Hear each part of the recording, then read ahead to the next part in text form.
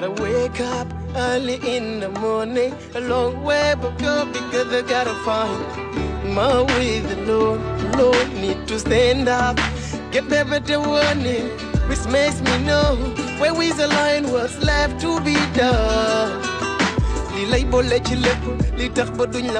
On va passer à la chronique d'Hassane maintenant, e-administration. On est passé d'ADIE à Sénégal numérique. On a envie de comprendre tout ça.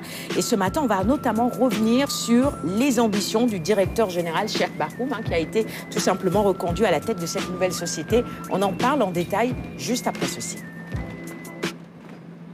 Nous remercions le président de la République, son Excellence Macky Sall, d'avoir bien voulu nous désigner comme le directeur général de la Société nationale Sénégal numérique SA, qui est la nouvelle entité qui devra mettre en œuvre la politique numérique définie par le président de la République.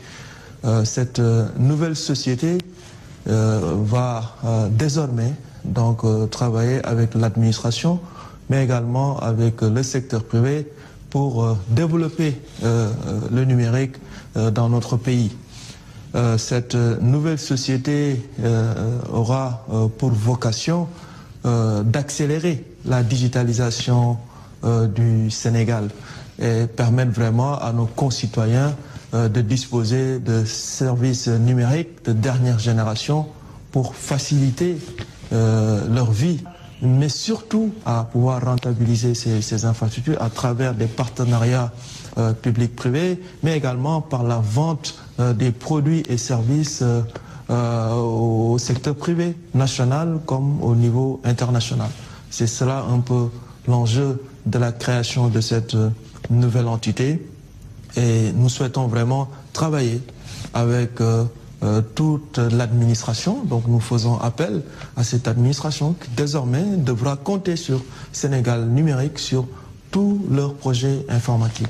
Voilà, nous serons dans tous les segments du numérique pour vraiment proposer nos services et c'est cela également que nous ferons pour le secteur privé national comme international. Nous voulons vraiment développer une vraie marque sénégalaise qui va rayonner au niveau de notre pays d'abord, mais également au niveau du continent africain. Retour en plateau justement après ces propos du directeur général de Sénégal Numérique SA. Maintenant, on ne parle plus d'ADIE, entretien exclusif bien sûr pour Kinkeliba. Alors qu'est-ce qui va changer finalement ou qu'est-ce qui change avec cette nouvelle structure qui vient d'être mise en place, Hassane? Oui, comme le directeur général vient de l'expliquer, c'est vraiment une ouverture vers le secteur privé national et pourquoi pas continental aussi. Et donc nos infrastructures qui ont été déployées par l'État du Sénégal, ce sont de lourds investissements. Et aujourd'hui, il y a un défi de maintenance et de rentabilité qui se pose. Et donc, c'est pour relever ce défi-là qu'on est passé de l'ADIE à Sénégal numérique, en tout cas pour pouvoir rentabiliser tous ces investissements lourds de l'État. Est-ce que ça veut dire que la société s'ouvre au privé qui a la possibilité désormais d'entrer dedans? Parce qu'avant, on était agence de l'informatique de l'État, société 100% étatique. Maintenant, oui. Ça reste une société nationale dont les actions sont détenues à 100% par l'État pour l'instant. Et ce qui change complètement, c'est donc ce volet commercial. Mais nous ne sommes pas des opérateurs, nous ne détenons pas de licence d'opérateur, d'ailleurs il l'a dit. Nous sommes, disons, un opérateur grossiste, parce que nous avons des infrastructures. Il a parlé de la fibre optique, il a parlé du câble sous-marin, il a parlé du data center avec un espace de stockage pour le public et pour le privé. Et donc, tout cela, ça peut aider les opérateurs sur le terrain, mais également les fournisseurs d'accès Internet et tous les autres acteurs du secteur numérique sénégalais. Est-ce que Sénégal Numérique SA devient la concurrente finalement des autres structures ou des autres acteurs du numérique? Alors par rapport à cette question, je vous renvoie juste à la réponse du directeur général qui préfère plutôt parler de partenaires. Et quand on écoute ses explications, on se rend bien compte qu'il n'y a pas en effet de concurrence entre les opérateurs et les autres acteurs des télécommunications et la nouvelle société Sénégal numérique. Je vous propose de l'écouter dans ce deuxième extrait. Sénégal numérique SA sera plutôt un partenaire, voilà, un partenaire extrêmement important pour l'écosystème numérique sénégalais.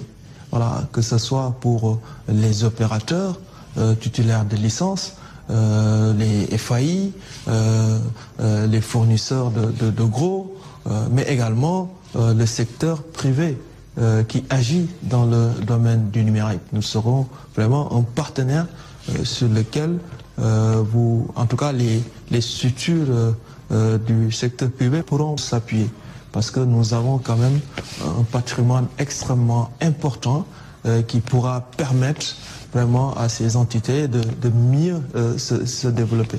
Voilà. C'est une structure nationale qui est détenue par l'État du Sénégal et qui devra travailler avec vraiment tout l'écosystème du numérique. Et encore une fois, nous ne sommes pas un opérateur titulaire de licence, nous sommes plutôt sur le segment du gros.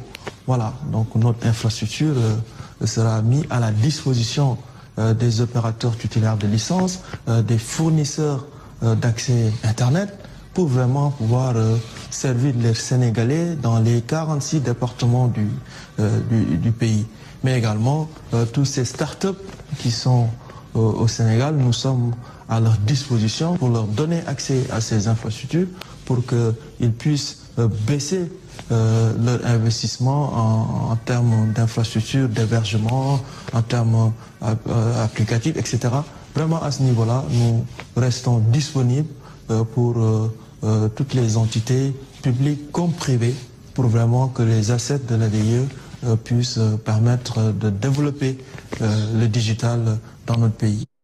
Alors l'idée, c'est bien sûr de développer le digital dans le pays, comme il l'a rappelé tout à l'heure, cher Baroum, directeur général Sénégal numérique. Et ça, la grande question qu'on se pose aujourd'hui, Hassan, c'est également, avec ce changement de nom, carrément ce changement institutionnel, les services que l'ADIE, enfin, que Sénégal numérique ou ancienne ADIE offrait gratuitement, ces services vont devenir quelque part payants. C'est-à-dire que ça va être des partenariats qui vont être noués désormais avec le secteur privé, par exemple, ou même les structures de l'État. Oui, effectivement, avec certains services de l'État, mais aussi avec le secteur privé. Maintenant, voilà, on a des produits, des services dont ils auront besoin et on est sur le marché. Et donc, s'ils veulent se l'approprier, voilà, il faudra des partenariats, comme il l'a dit, des ententes. Le modèle et la façon dont ces partenariats vont se nouer, peut-être que c'est à définir un peu plus tard ou en tout cas de manière bilatérale à chaque fois. Mais c'est exactement ce que tu viens de dire. De manière très concrète, avant on avait avec le câble sous-marin, la fibre optique et tout ça, les opérateurs pouvaient en profiter gratuitement?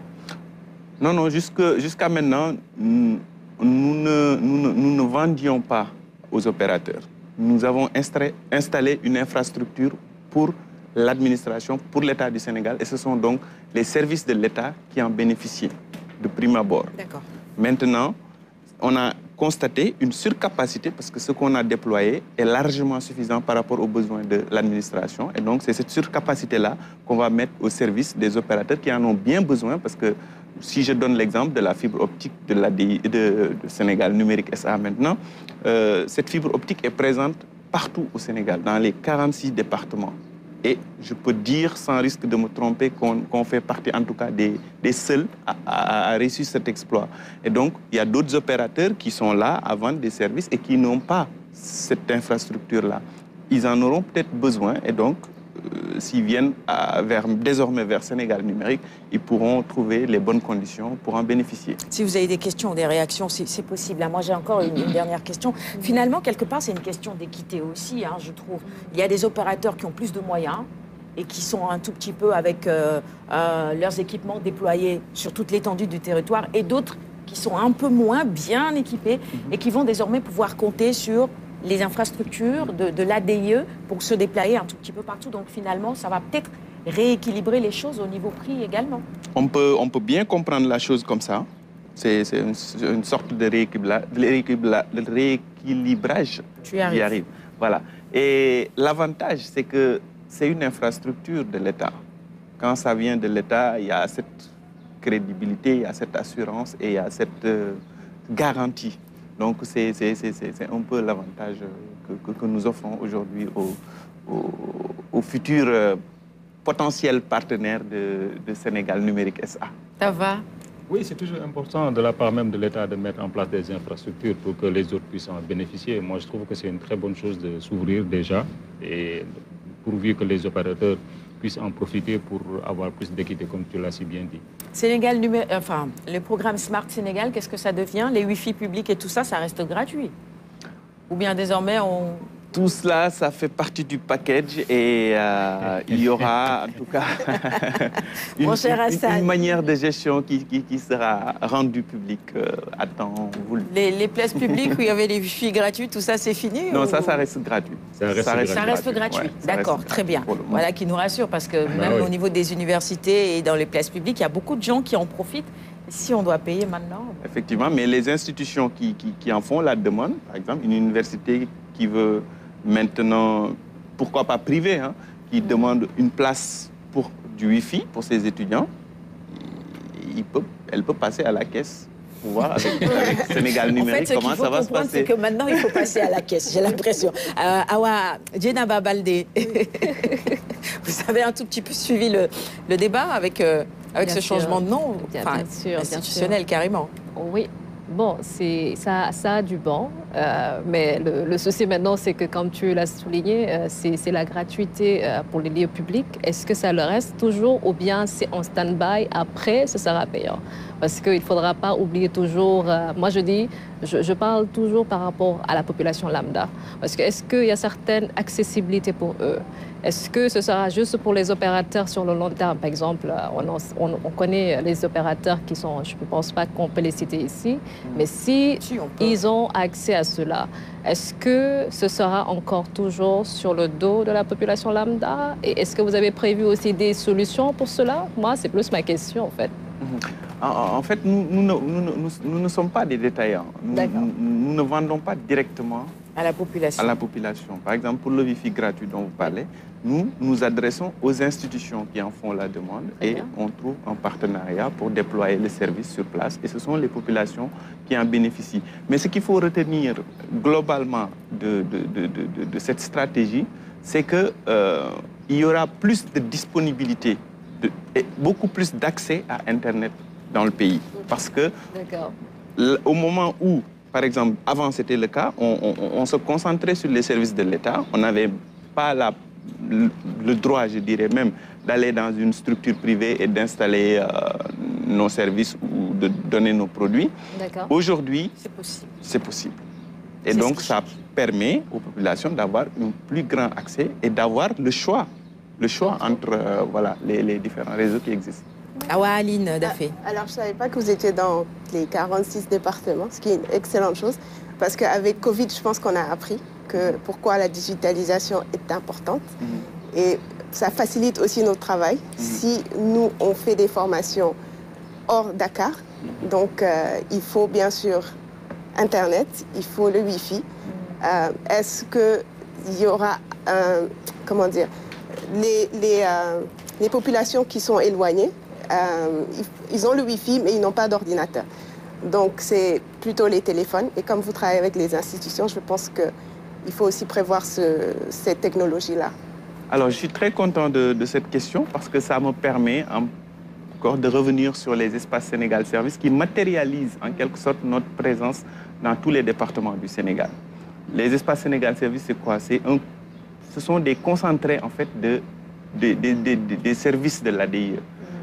Ils sont connectés à la fibre optique et il y a des équipements sur place et ça permet justement de faire des formations. Déjà, nous avons commencé avec des partenaires à leur ouvrir notre espace pour qu'ils puissent faire des formations. Par exemple, il y a des zones, il y a des départements ruraux où tu ne peux trouver ce genre de confort qu'au niveau d'un espace Sénégal Service.